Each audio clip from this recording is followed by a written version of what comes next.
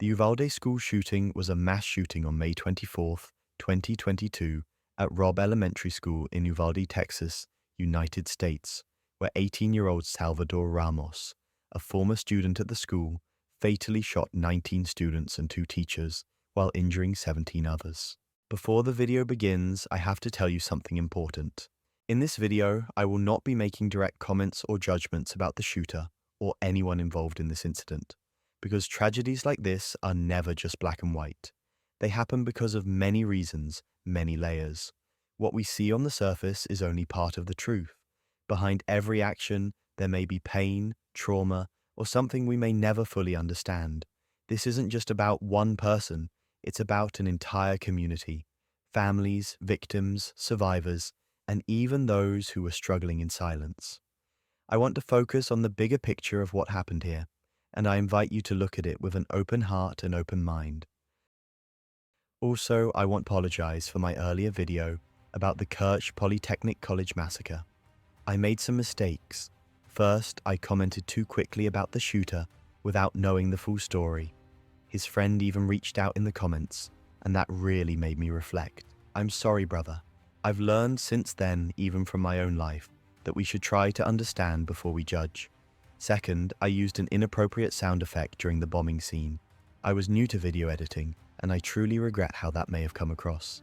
I didn't mean to disrespect anyone. Now, let's take a closer look at what happened inside Robb Elementary School in Uvalde, Texas. On May 24th, 2022, around 11:10 a.m., Salvador Ramos and his 66-year-old grandmother had an argument over his failure to graduate from high school at their home in Uvalde, during which he shot her in the face before taking her black 2008 Ford F-150. She survived and got help from neighbors while police officers were called in. She was then airlifted to a hospital in San Antonio in critical condition. Before the scene began, Ramos, using his Facebook account, sent 3 private messages to a 15-year-old girl from Germany whom he had met online prior to the shooting. The first post was to the point of, he said, "I'm going to shoot my grandmother." The second post was, "I shot my grandmother."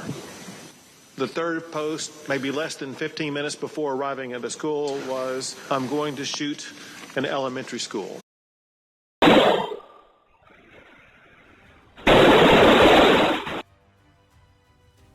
Ramos crashed his grandmother's truck through a barricade and into a concrete ditch outside Robb Elementary School at 11:28 a.m.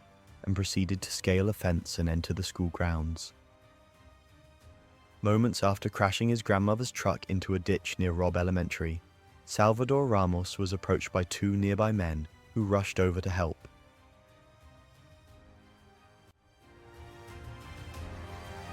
But instead of asking for help, Ramos raised his rifle and opened fire.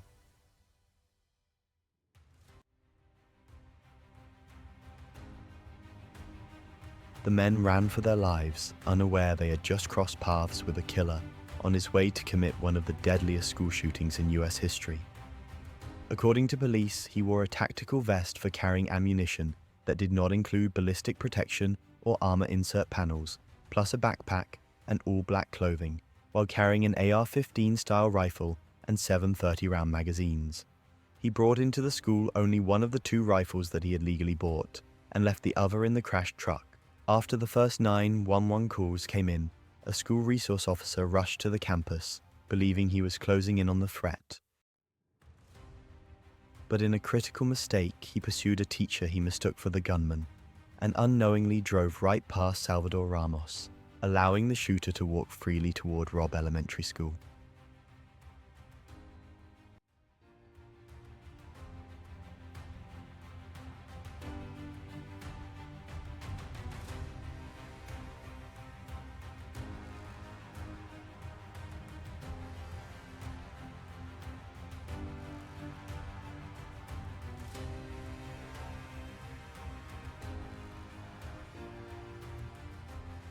Ramos entered the school through its west-facing entrance door, which had been shut by a teacher who had seen him.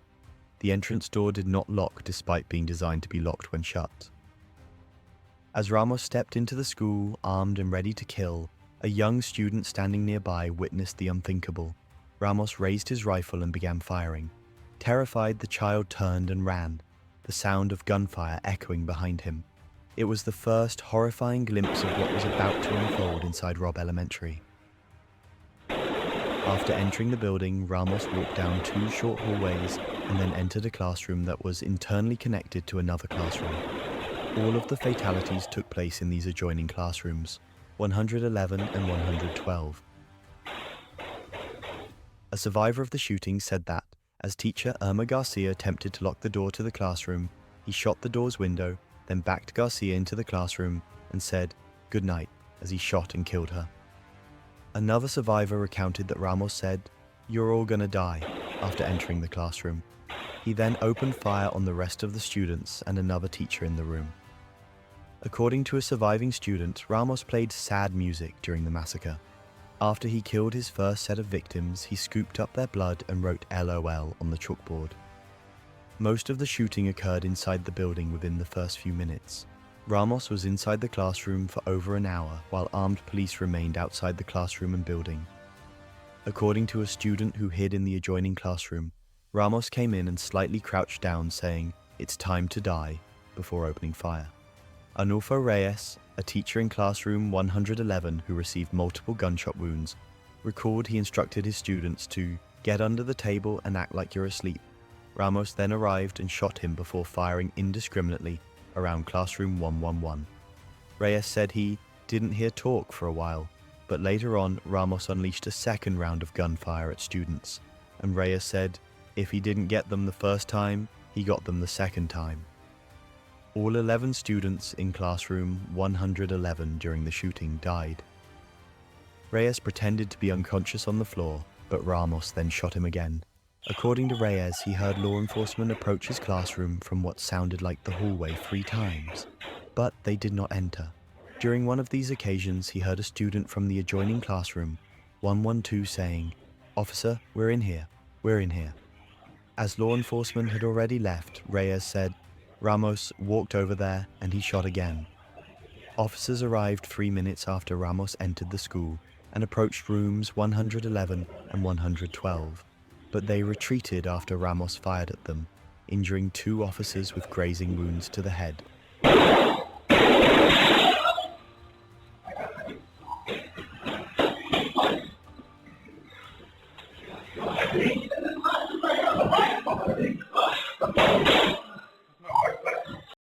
CCTV footage confirms that officers entered Robb Elementary at around 11:36 a.m., just minutes after the gunman forced his way in. But what happened next stunned the nation. Instead of confronting the shooter, officers remained in the hallway, just feet away from the classrooms, for over an hour. The reason?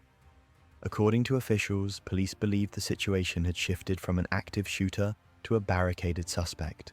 That decision changed everything. Inside the classrooms, terrified children were calling 911, whispering for help. Shots were still being fired, lives were on the line, but the officers held back, waiting.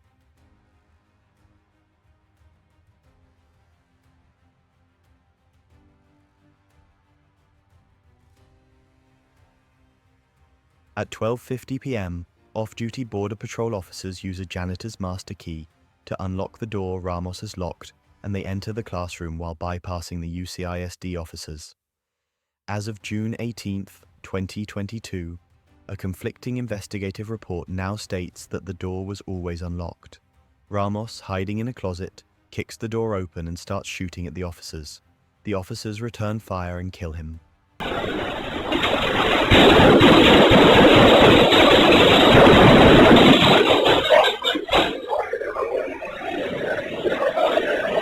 He also attended Robb Elementary School for 4th grade in the same classroom where he was killed. While the shooter's life ended inside that classroom, the full story was still unfolding outside. Let's look at what was happening while innocent lives were still trapped behind that door. Outside the school, desperate parents begged police to act or tried to enter themselves. Officers restrained, pepper sprayed, or even tased some parents. One mother was handcuffed but escaped, jumped a fence, and rescued her children.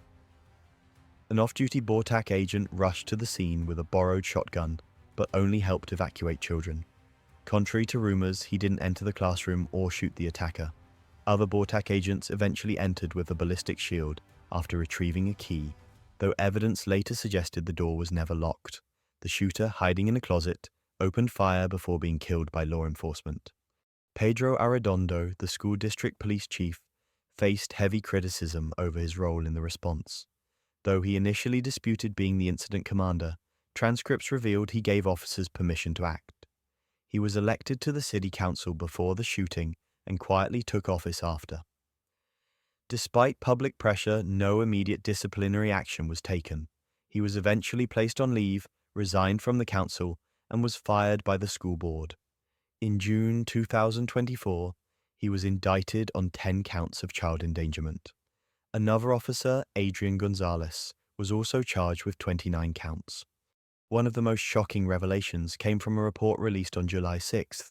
It found that an officer actually had Salvador Ramos in his sights before he even entered the school, but he didn't pull the trigger. Why? He was waiting for permission from his supervisor. In a moment where every second counted, that hesitation could have changed everything. Let's look at who Salvador Ramos is.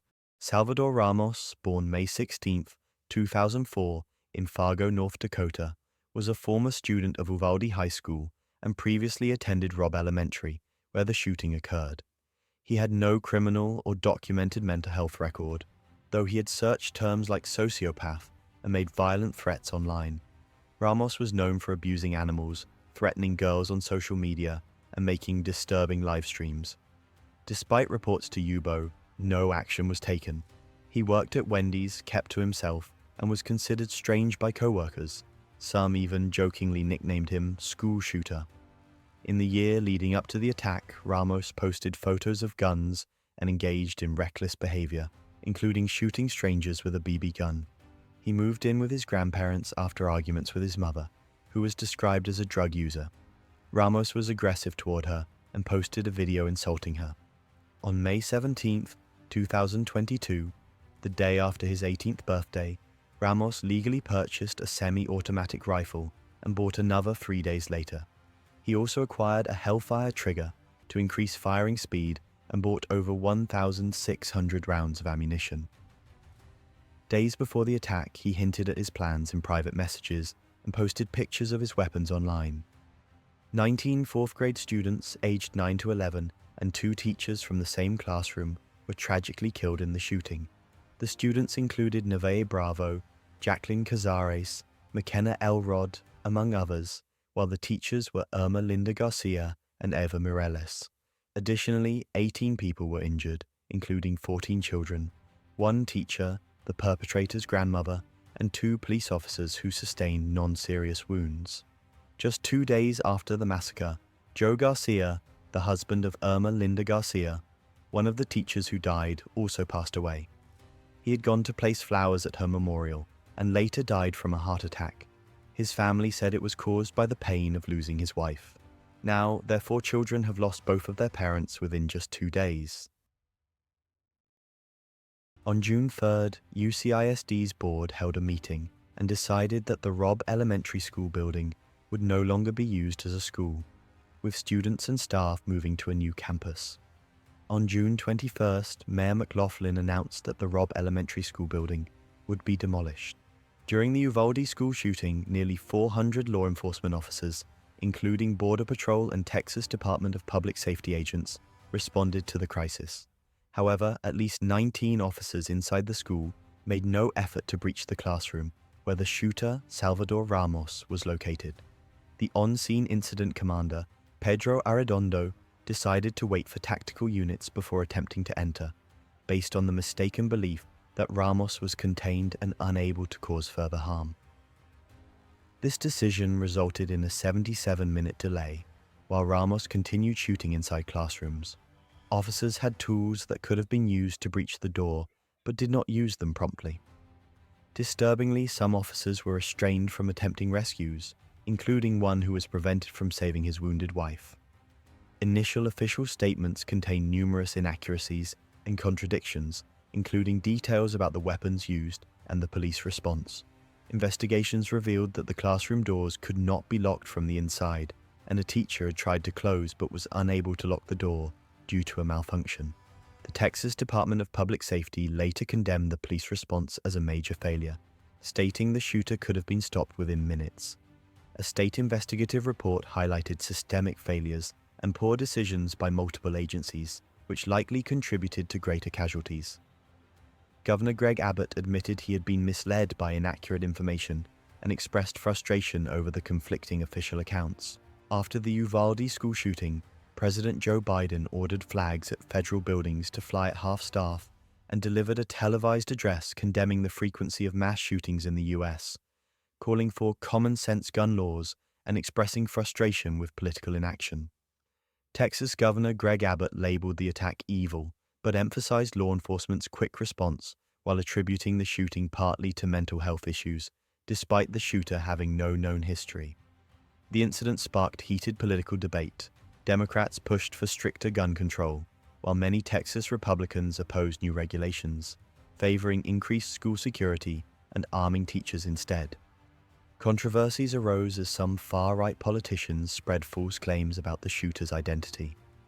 International leaders, including those from Mexico, the UK, Canada, and others, condemned the attack, expressing solidarity and mourning, particularly noting many victims' Hispanic heritage. Gun rights groups like the NRA faced criticism, but maintained opposition to stricter gun laws, while advocacy groups and survivors called for urgent reform. Public figures such as actor Matthew McConaughey and NBA coaches voiced support for change. The shooting also influenced media responses, including pulling episodes depicting similar violence. Overall, the tragedy reignited intense national and international discussions on gun violence, mental health, and policy responses.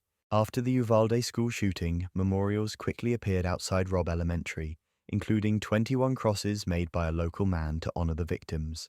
Tributes were held across the country, and businesses offered free funeral services and food to affected families. A notable gesture included the San Antonio Zoo lighting its garage red for 21 days. Fundraisers raised millions, including a $175,000 anonymous donation and a GoFundMe hub that collected $7.5 million globally. Catholic Extension also funded 30 full scholarships for wounded students to attend a private Catholic school. After the tragedy, officials decided that Robb Elementary would never reopen. The pain was too deep and the memories too heavy. Instead, a new school is being built in Uvalde to give students a safer, fresh start. It's meant to be a place of healing and hope, where children can learn without fear. The old school will be demolished, but the memories of those lost will always remain in the hearts of the community. As we come to the end of this video, I want to pause and remember, behind every name, every photo, every story we mentioned, there was a child who once laughed, dreamed, and had a whole life ahead of them. Some wanted to be artists, some loved sports, some just wanted to go home and hug their parents, but their stories ended far too soon. Let us all take a moment, not just to mourn, but to pray for the children who were lost, and for every child who is still here, trying to grow up in a world that sometimes feels unsafe. May they live long, beautiful lives. May they be loved, protected, and never forgotten. Remember, what we shared here is just the surface. The real story, the pain, the truth, the questions runs much deeper. Share your thoughts in the comments. What do you think happened? What lessons should we take from this? I read every comment. And as always, stay safe, stay aware, and take care of each other.